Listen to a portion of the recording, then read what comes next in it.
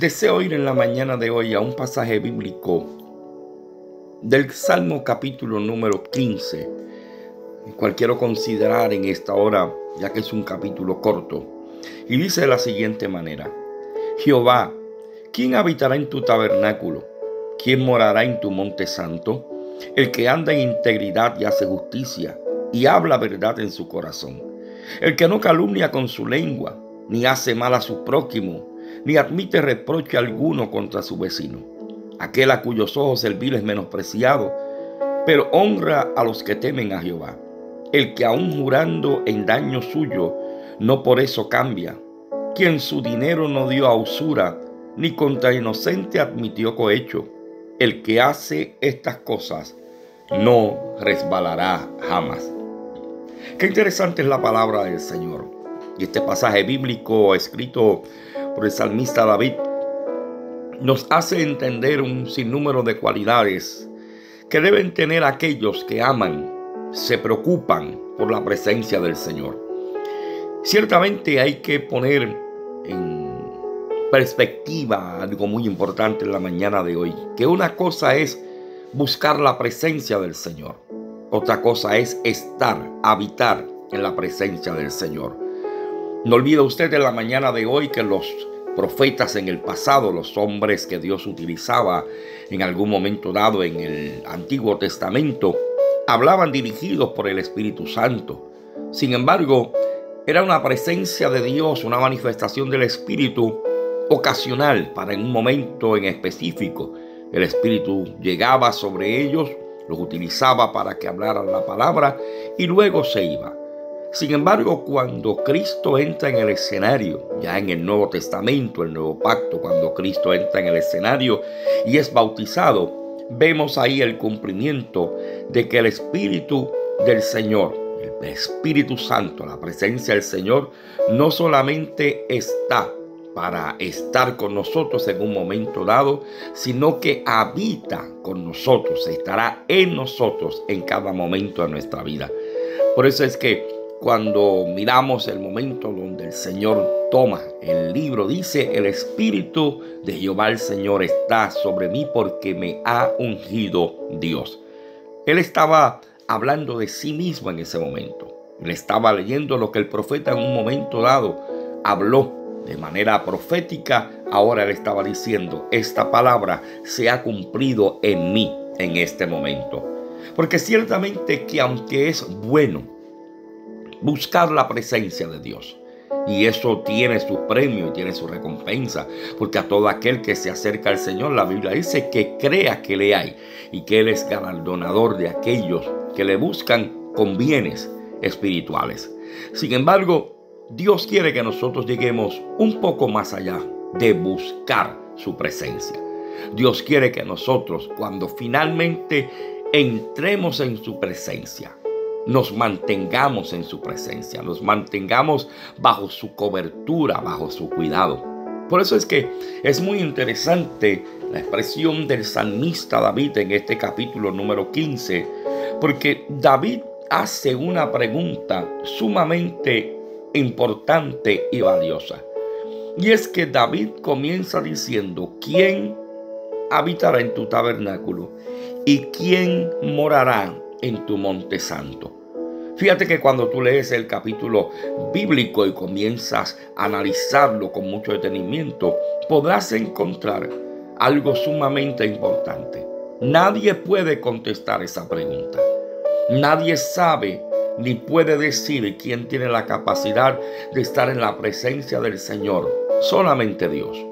Inclusive nadie puede llegar un día al cielo porque se porte bien, por decirlo así, porque haga alguna obra, porque la Biblia es bien clara cuando dice que no es por obras para que nadie se gloríe. La única manera en que usted y yo podemos llegar un día a la presencia del Señor es con nuestra fe en Jesucristo, aceptándolo y reconociéndolo como Salvador personal de nuestra vida.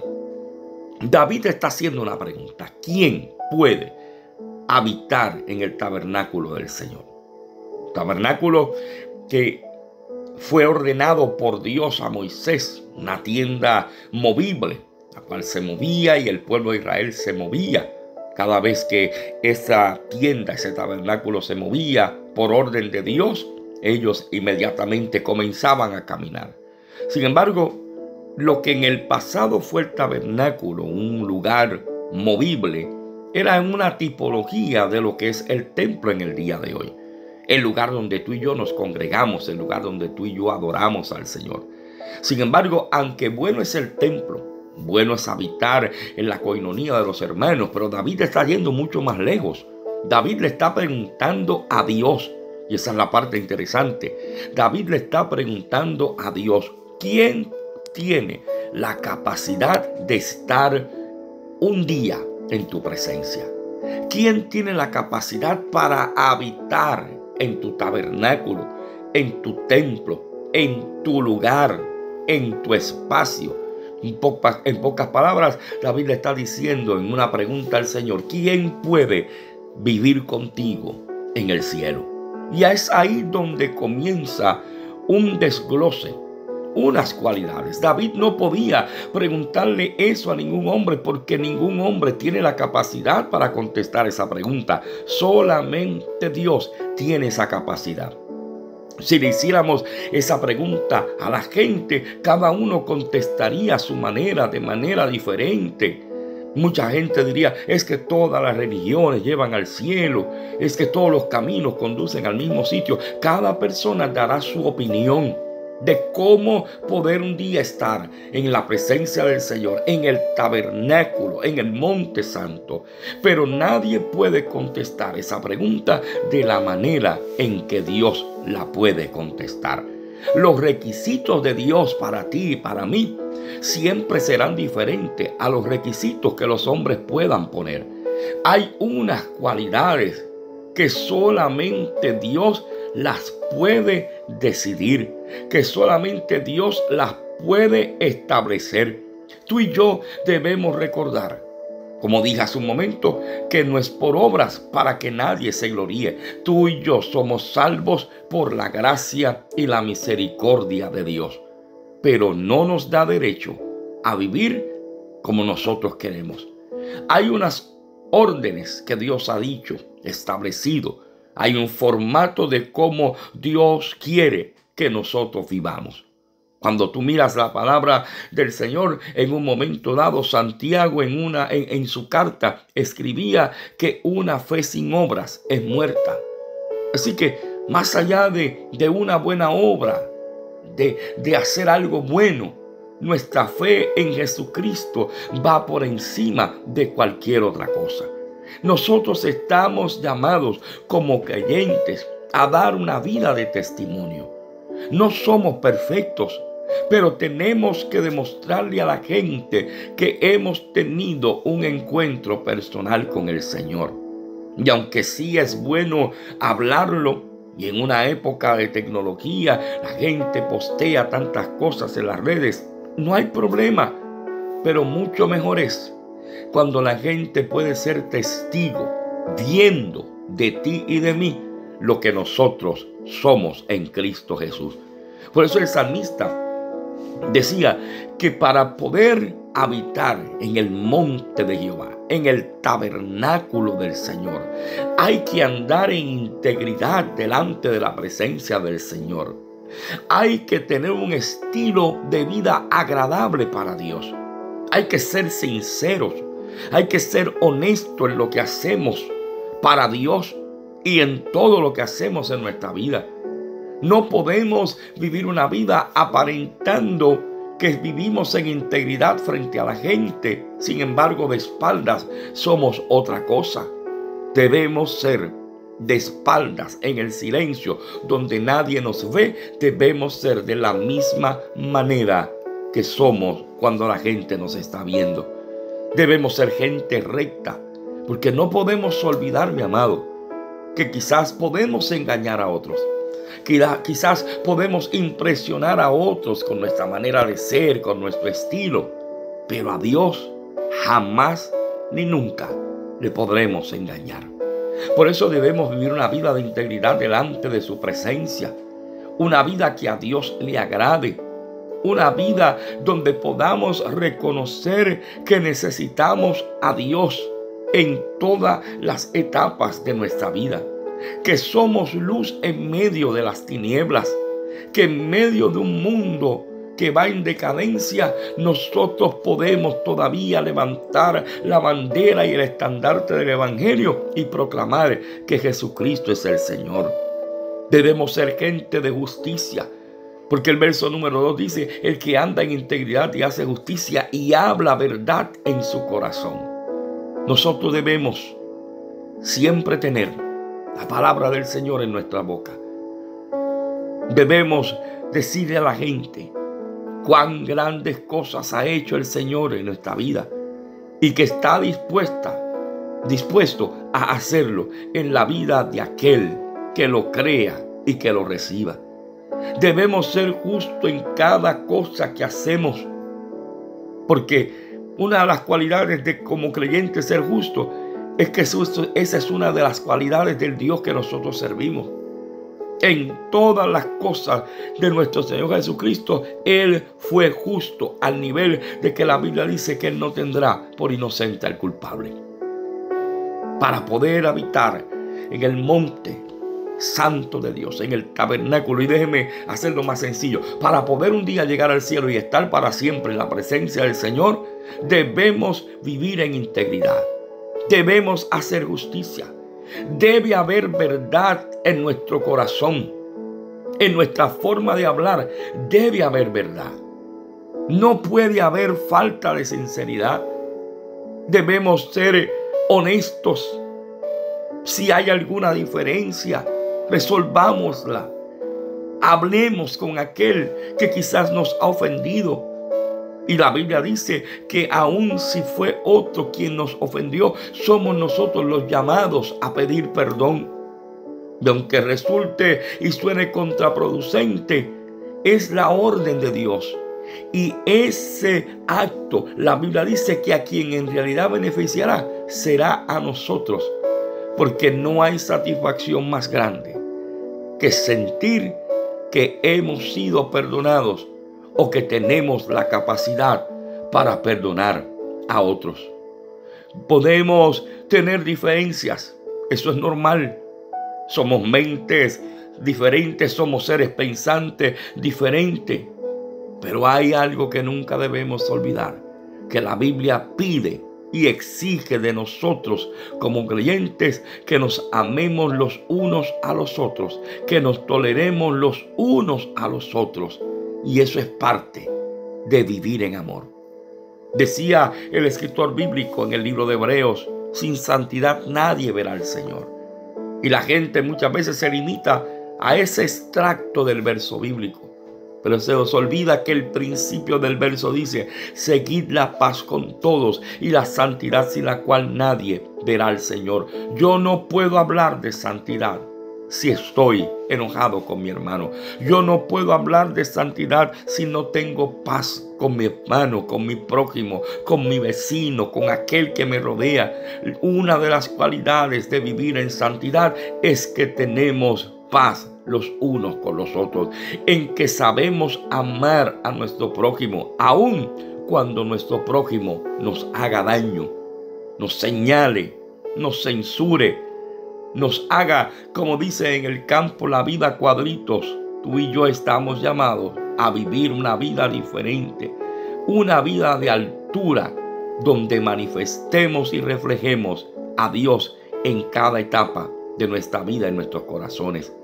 Dios quiere en esta mañana que nosotros aprendamos la diferencia de buscar su presencia y que comencemos a estar en su presencia. Más allá de ir al culto, más allá de orar, más allá de leer la Biblia, más allá del ayuno, más allá de ser líder dentro de la congregación, Dios quiere que nosotros, más allá de buscar su presencia, permanezcamos en su presencia. Vamos a hacer como hizo aquella mujer. Cada vez que veía al profeta pasar por allí, un día le dice a su esposo: vamos a hacer un cuarto donde el profeta pueda estar aquí, tener un lugar donde descansar. Aquella mujer entendía que aquel era un hombre de Dios y que lo que cargaba era presencia de Dios. Vamos a buscar que la presencia de Dios more en nuestra casa, more en nuestro lugar de trabajo, more en todo lo que nosotros hagamos. Que aun cuando terminemos nuestro culto, adoración a Dios, ¿cuál es la oración que regularmente hacemos? Despide este pueblo en paz. Y que la bendición que hoy hemos recibido vaya con nosotros a nuestros respectivos hogares. Es parte de nuestra liturgia, pero muchas veces pensamos que es algo repetitivo y se nos olvida que lo que estamos pidiendo en realidad es que la presencia de Dios nos acompañe en todo lo que hacemos para la gloria del Señor. Que sea nuestra entrada, que sea nuestra salida, que podamos estar en la presencia del Señor en nuestro caminar, en lo que hacemos en nuestro diario vivir, que haya sinceridad en nuestro corazón, que podamos presentarle a otros, no de palabra, sino con testimonio, la experiencia que hemos recibido de parte de Dios. El escritor bíblico, en este caso el salmista David, decía que quien vive de esta manera, que el que hace estas cosas que él especifica en ese capítulo 15, dice que no resbalará jamás. No basta solamente buscar la presencia de Dios. Necesitamos permanecer en ella. Necesitamos poner a la disposición de Dios nuestro corazón, porque es Él el que nos ayuda a través de su mano poderosa que nos sostiene a caminar y a mantenernos de pie. Debemos hacer la oración o el pedido que hizo Moisés. Moisés había visto tantos milagros. Mar Rojo abrirse. Y si vamos a etapas antes de esa, vio como Dios hizo grandes milagros y prodigios mientras el pueblo estaba en Egipto. Las plagas, las aguas del río convertirse en sangre. Mientras había oscuridad en Egipto, en Gosén había luz. Salen de Egipto con mano poderosa, se encuentran en el Mar Rojo, Dios lo abre, ellos cruzan en seco, los egipcios van detrás de ellos, el mar se cierra, todos son sepultados, maná del cielo, codornices, nube en el día, fuego en la noche para cuidarles y guiarles. Y con todo lo que Moisés había visto, en un momento dado Moisés le dice al Señor: Señor, muéstrame tu gloria. ¿Sabe por qué? Porque Moisés entendía algo que tú y yo debemos entender y no debemos olvidar. Que no importa cuánto hayamos visto o recibido de la presencia o de la gloria de Dios, no podemos sentirnos satisfechos ni conformes cuando Dios tiene mucho para darnos a aquellos que buscan su rostro. Que podamos decirle al Señor: si tu presencia no va conmigo, no me muevo, no actúo, no hago nada. Él es el que hace posible que podamos caminar tomados de su mano. No nos obliga. Recuérdalo, no nos va a obligar. El deseo de Él es caminar contigo y conmigo. Pero depende de mí, como he dicho en otras ocasiones cuando uso a Enoc de ejemplo. Enoc caminó con Dios y Dios se lo llevó. Depende de mí y de ti que nosotros querramos caminar tomados de la mano del Señor. Lo maravilloso y hermoso de estar en la presencia del Señor es que nos movemos en crecimiento, en aumento. Nos movemos en una dimensión sobrenatural. Y Dios nos permitirá ver cosas mayores en la medida que tú y yo nos acerquemos a su presencia. Te pregunto en esta mañana, ¿qué deseas hacer? ¿Buscar solamente su presencia o te decides a estar permanentemente en la presencia del Señor? Lindo día, bendiciones en el Señor.